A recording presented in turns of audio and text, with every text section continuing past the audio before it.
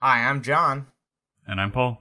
and this is the Minute Podcast. If you give a mouse a cookie, I'm pretty sure he'd write a book. But give us 60 seconds of footage and we'll tell you where to look. With a concept this simplistic, it's hard to say if it'll last. But give us just a minute and we'll give you a podcast.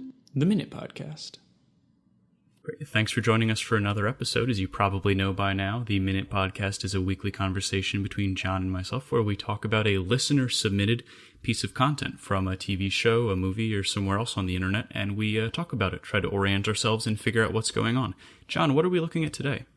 Today we're discussing a clip from Prototype 2, a video game. Our first like film, video, media thing. And this clip is named James Heller, I Hate Computers, Shit's Broken. And this is supplied by Chris Taylor, otherwise known as Liquid Swordsman, on the Duckfeed Network. Thanks, John, and this week's episode is brought to you by Inaudible. Very quiet readings of novels, screenplays, and other media. It's very hard to tell what they're reading. Visit inaudible.com/minutepod for a 15% discount today. All right. So, the first thing that we want to talk about is sort of our level of familiarity with Prototype 2, and specifically this clip, I guess. So I'm not familiar with it very much. Like, I know generally about Prototype 2. I worked at a Best Buy at about the time in which it came out, so I pretty much touched like 100 of these cases, which sounds creepier than I thought it would.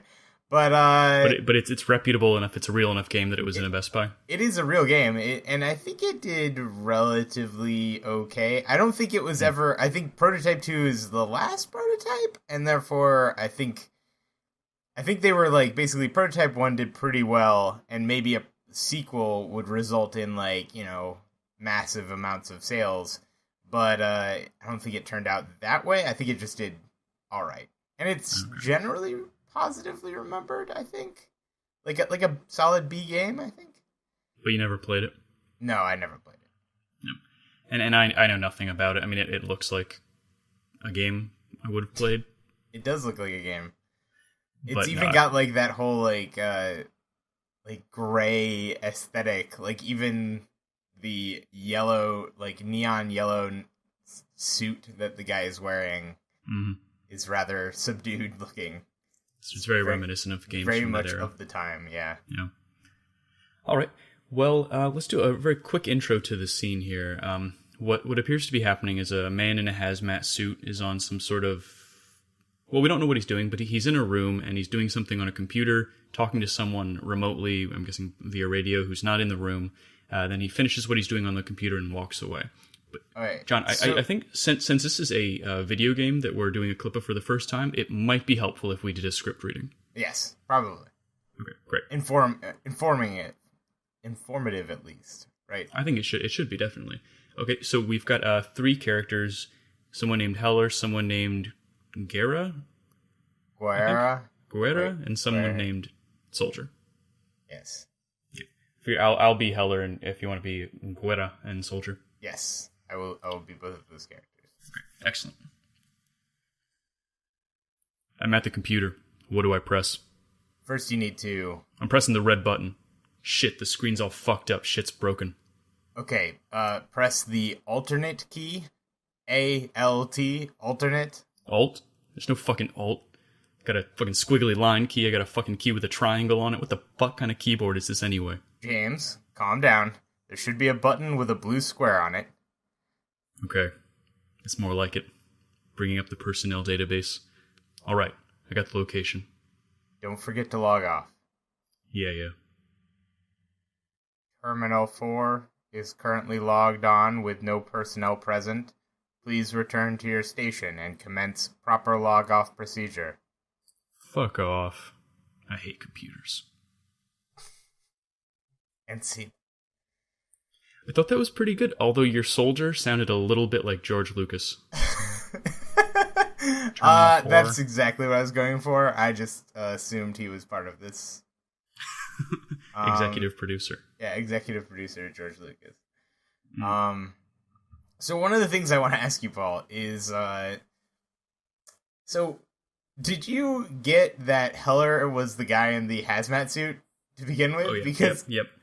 I had to watch this again after like the first 10 seconds of me being like, where the hell is the character? Because like all it shows is like the back of a computer screen, and then a guy standing behind it in the hazmat suit, and then a bunch of guys wearing what I assume are like those little face masks, like sick masks, Mhm.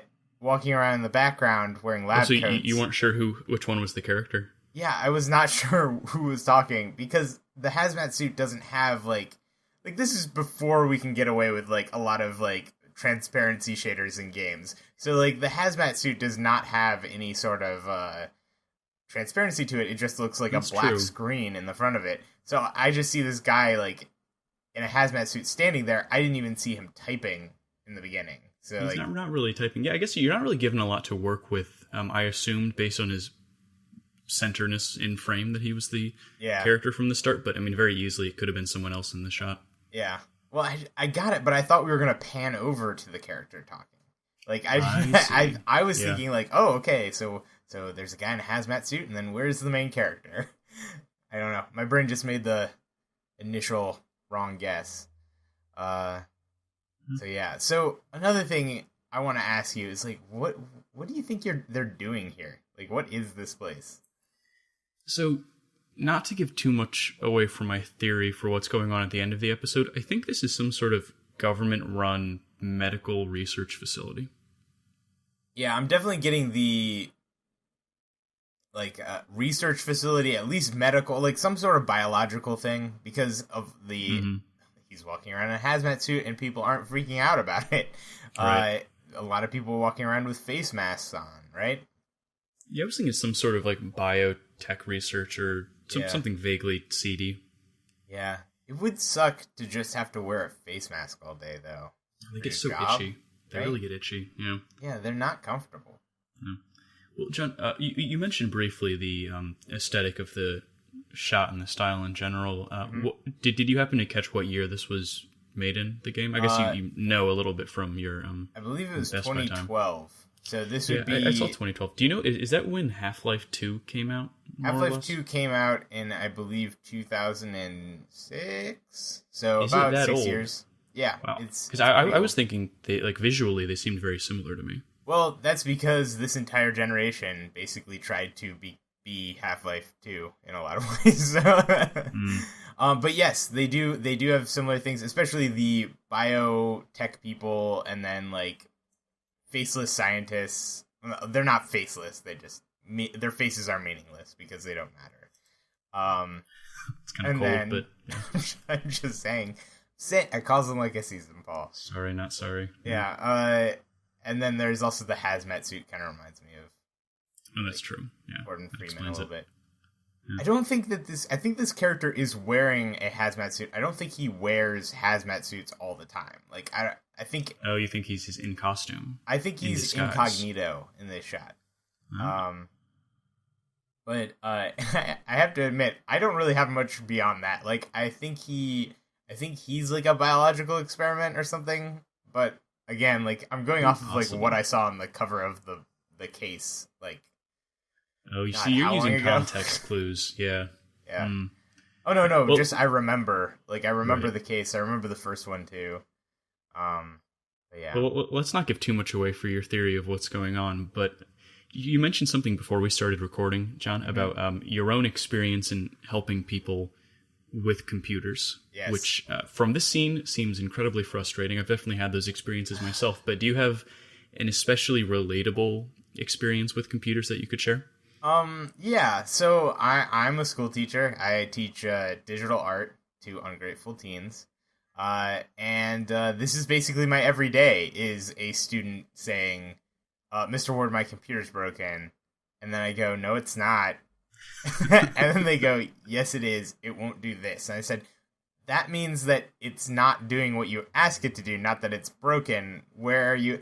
And so, like, I mean, earlier this week, I had a student, instead of exporting a page that they were working on from InDesign as a PDF, they exported the Chrome page for our Google Classroom as a PDF, and then turned that in as their assignment. And I was looking at it thinking, like, this is just the web page that I was just on grading this assignment. Like, why do I have this and not their assignment? It's because they didn't they just started doing the directions for how to export a PDF in Chrome rather than switching over to InDesign. So they push the red button before looking at the other buttons. Exactly. Or I'll tell students to press return, and then they'll look at me as though, like, return is not a button that they've ever heard of before, which makes sense because on PC, it's a Mac lab. On PCs, we have enter. And so, like, they'll look at me, and then I'll be like, oh, press the enter key. And then they know exactly where to look, and they don't even connect it 5 seconds later when I told them to press the return key again. And they look at me again, and they're like, what? There's no return key. Like, I don't know what you're talking about. Is it one of these ones over by delete? Or, like, insert, end, home, page up, page down? Is it one of those? Yeah. Well, that raises a question for me, John, of whether or not Heller doesn't know how to use computers at all, or is the red button on a Mac analogous to the return key? Is the squiggly line key something else? Is he, like, using a different operating system, or is I was it a also whole wondering different about this system? because so there have been enough weird, like, keyboard configurations in the world that, like, I would absolutely believe that he is talking about an actual keyboard that somebody uses every day. Right. And, like, the squiggly line key, for instance, could be, like, that could be the squiggly line key on our own keyboards. But, like, maybe, was it red button? Yeah. What could be escape? Like, I don't know what that would be. Could easily be possibly delete. The blue square alt? Or is it just, like, when he says, like, oh, there's none of these buttons are on here, maybe Guerra knows all of a sudden, like, oh, they're using the Vindaloo keyboard system, and so press the blue square button. It's basically the same thing. Possible, although why would the blue square, a single keystroke, bring up a personnel database after you've broken the screen by pressing the red button? So maybe my guess is maybe this is like a McDonald's sort of situation where the scientists are too stupid to be able to, like, we know you're brilliant biologists, but let's just say you guys aren't the greatest computer users. So why don't we just give you, like, a McDonald's, like, context sensitive menu sort of thing? Like, it's possible, but are we also assuming that there's only 4 keys on this keyboard? We only hear about the 4. You got red button, blue square, squiggly line, and triangle. I mean, in the video, maybe that's it. You can see that it looks, at least the modeler was given the impression that the keyboard should be a normal, like, QWERTY keyboard. Mm-hmm. I don't think you see the keys specifically, but at the same time, like, it does bring to question, like, are there maybe only 4 labels on the keys? Is it one of those, like, I think there's, like, Das Boot or something like that, the keyboard that has no labels on it whatsoever. It's sort of like possible. I guess they could also just be really worn down from overuse. Maybe all the letters are worn off. Or it's got one of those big, like, rubber casings over top of it. Ooh, yeah. You know what I mean? Yeah, those are gross. Yeah, no, that's really gross. But I guess, like, I don't know. You're in a medical lab and you have to, like, dispose of it after each contamination. That makes sense, I guess. Why not? Maybe. I mean, yeah, that makes sense. Although, like, I kind of wonder at a certain point, like, those things can't be that expensive. They can't be that cheap. Like, it seems like a specialty product. Like, I wonder if just, like, at this point, like, keyboards aren't that expensive either. Like, you just buy a really cheap keyboard. Anyway. I think you just put saran wrap over it. Oh, yeah. Yeah, like a dental dam. Exactly like a dental dam, John, Jesus Christ. Okay, but I have a couple of questions about this keyboard. I mean, first, shouldn't Heller have been briefed about the situation he was going into? Like, shouldn't he have been able to know what kind of keyboard they'd be using here? Or is that not realistic? Or is this a ragtag group of individuals? could definitely be a ragtag group of individuals. Why the hell was Heller the person sent? Is my real question, though. Clearly not that technologically literate. He does not follow directions well. He doesn't even log off. He hates technology. Are This these is the clearly only a two technology, people? Clearly a Technician of technology some sort kind. of requirement here. Yeah, I mean, you would think that the other guy, Heller's friend, God, what was his name? Guerra? Yeah, you'd think he would have been the one sent on this mission, and Heller could have, I don't know, done anything else. Yes. Sounds true. like it would have been a better fit. Or Although maybe maybe he didn't fit in the suit especially well. Or maybe they just get a bigger suit, and then they can both fit in the suit. Maybe like one on the other shoulders, or like get a suit for a horse, and they can Yeah. go in like that. Oh my god, yes. Yes, a suit for a horse. So, what would that even look like? I assume So it would have if like a- rubber boots for hooves. Mhm. I don't know why I said What you're hooves asking like is that. if a horse wore a hazmat suit, would it wear it like this or like this? Yeah, exactly. Like The this. joke or works like better this. with pictures Exactly. of anyway. Great visual meme for radio. That meme we all know. Yeah. So, John, I have a couple of questions about things in the background of this scene. Okay.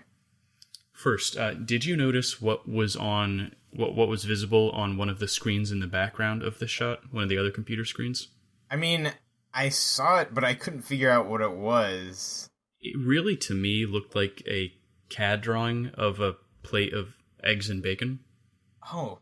Okay, so I have it I have this video pulled up on my screen, and since the camera doesn't really do much in this scene, it's not that difficult to like get where you're talking about. And yeah, no, the moment you said a plate of eggs and bacon, I'm looking at it right now. It is confirmed. Plate of eggs and bacon. Great. Well, I'm glad A you very confirmed that. complicated user interface. Well, it definitely is. But then, as soon as Heller walks away from his computer, we briefly get a look at what was on his screen. Okay. And I have two thoughts. First, that is not what a personnel database looks like. Maybe he closed it out. I don't know. Are we talking about your professional experiences now, Paul? We are, it's true. But second, it looks more like two blurry pictures of pancakes than anything else to me. Which makes me wonder, is this actually some sort of biological breakfast design company? I mean, I wouldn't put it past. I would hope that the people who design our food are in less like emotionally defeating environments, because this would be True. a terrible place to work. So like the ground seems to be either like slate blocks or cement blocks cracked up, and or diamond plate metal plating, which would just get annoying to walk on every day. Probably not great for the knees. Probably true. the It does walls- not look like a good work environment. The walls are made of cement or brick, but like not cool like exposed brick, but like creepy rotting, like this should be replaced. Where am I working right now? Sort of problem. But It's true. Yeah. But I don't even have a great theory for what kind of facility it really is beyond what you're saying, John, because of some inconsistencies. Okay. First, well, this doesn't exactly play into what I just said, but he's the only one in a yellow hazmat suit. There are some other people in hazmat suits, but they're all in blue. red. Or blue. Yeah, red. What the hell? There's no. Well, maybe there are also some in red. I don't know what. They're all in blue. Yeah. I don't know why I said red. Which to me seems weird. Maybe it's just a mechanism by which you can identify your character while you're playing, but you'd think you could figure that out anyway. You just bought yours at Walmart, and then you just walk in, and they're like, I guess Dan forgot his today. He's wearing or maybe it's the shame suit. Like when you forget to If you bring forget your yours. suit in, like they're like, here's maybe. the backup suit, and you're like, everybody's gonna know I forgot to bring my suit in today. Well, it could also be like the visitor suit. I mean, I remember I once went to some sort of metal processing facility, and they had to give me For fun. a hard hat. Yeah, for fun. And they gave me a hard hat to wear, but it was a big pink one. Yeah. So it was like, So that you're they know- you're the guest in the big pink loser hat. Yeah. Well, I imagine it's also like, if shit goes down, they know that you're not going to know what the fuck you're supposed to do. Well, that's true. Yeah, that's true too. So they're not going to try and follow you to an exit when you're like running into the building or something, right? That's a good point. But the other thing about this hazmat suits is that it seems like about half the people are in suits, and the other half are just wearing dust masks and gloves, which to me is confusing because I don't know how high security or high risk of a facility this is. Yeah. When they're all in the same room, but Yeah. some are required to wear hazmat suits and some are wearing just dust masks. The other thing is, isn't there a certain part of like a hazmat suit that like you shouldn't be wearing it around inside the facility, even if you go into another part of the building to use the hazmat suit, right? Like a secured, like, sealed off area. Like, Oh yeah, you have to decontaminate between areas. You can't just walk out of there and then start like typing on a keyboard in another area of the place. Like, there's Right. like a whole like cleaning process in CRUD, right? Like, you Oh, don't yeah, just need to walk around in a decontaminate hazmat between suit. areas.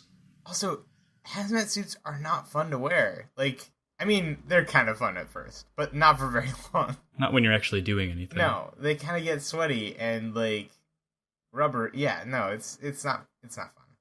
No. It's like why you don't see firemen just wearing fireman crud all the time. I mean, it's really cool, but at the same time, like, it's not very Weighs 100 pounds. Exactly. Yeah. Well, one thing we didn't mention yet, John, is that the scene starts as a cutscene and then actually switches to player footage Yes. towards the end. And it's, in my opinion, not a very smooth transition because of what the user is doing only. Yeah. It seems like the guy who's actually playing the game forgot for about 6 seconds that this was when the transition took place and just kind of lazily is looking around the room and then gets up and runs away.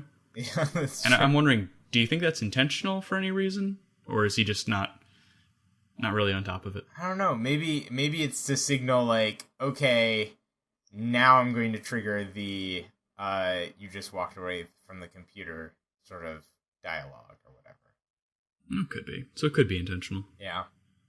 I mean, do you think that the soldiers are the one that has like where did the soldier's voice come from? Like the one that sounded like Yeah.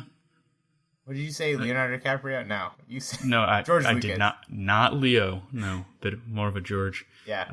Yeah, it sounded to me like it was coming over a loudspeaker, which I'm imagining means the soldiers are in a different room, sort of observing what's happening in this workspace. Okay, let's analyze the soldier's job right now. Okay. So, like, I run a computer lab of about 22 seats, right? Right. So, like, when somebody doesn't log out, is it annoying to me? Yes. But you know who it's really annoying to? The next person. Imagine being a soldier whose job it is simply to observe, like, the login, logout, and then also the positioning. Like, how does he... Like, he literally just walked away from the computer. And now, like, the soldier's immediately like, somebody logged out without personnel. Like, what if he just walked over to grab, like, a sheet of paper from the table? Like, he literally starts telling him off, like, 5 feet away. Well, it's true, and it raises some questions for me, again, about what type of facility has tight enough security that you get notified that someone didn't log out, but not so high security that they know who it was instantly or, anything like that. Or that the fact that you're wearing, like, a hazmat suit while working on the computer, which just doesn't seem like a comfortable or Well, that's true. I guess, safe John, way to... he was typing with gloves on. Maybe that's why they only have the 4 buttons. That's true. 'Cause they have such big fingers then. That makes sense. Man, you're solving design problems. Look at that. It's excellent. Yeah. That's universal design there, Paul. I guess it must be. You can type with your elbows even. John, what do you think then happened to get the player to this cutscene, and what do you think happens next? Well, it's like I am assuming that Heller here is not supposed to be in this facility, and that he broke in. I think he's like a biological experiment or something, or he was exposed to, I assume, radioactive waste and grew into a superpower man, which is a term I just I totally believe is real. But and yeah, so I think he's wearing the suit because everyone in this facility would recognize him if he wasn't like hidden. Oh, I see. That's why he's got the helmet on instead of the face mask. Okay. But there doesn't seem to be, as far as I can tell on here, there doesn't seem to be any indicator of like that he's not fitting in, or that there is like a possibility of him not fitting in, like a like a weird behavior, I don't know, bar or something like that. Like if he messes Right. up, if they'll notice him. So like this doesn't seem like a particularly difficult mission. Like if he doesn't have to like walk with a group of yellow hazmated people and through the facility and like follow their movements or something like that to avoid notice. It just seems like put on hazmat suit equals safe in this environment. And he was getting personnel, so maybe there's a person in here that he's supposed to get or rescue or abduct or kill. Could be kill. Could be kill. So It's Paul, a very reasonable would you- theory. would you rescue? Who would you rescue? Abduct or kill? Rescue, abduct, or kill. Rescue, abduct, or kill. It's a new game that will feature in a bonus episode we'll put out in the middle of the week. No, I hope No, we not. won't. No, we won't. But, John, that theory makes a lot of sense and is probably pretty close to the truth. So rather than give a serious theory, I'm going to tell you what I wish this was about, Okay, based on the context clues. give it to me.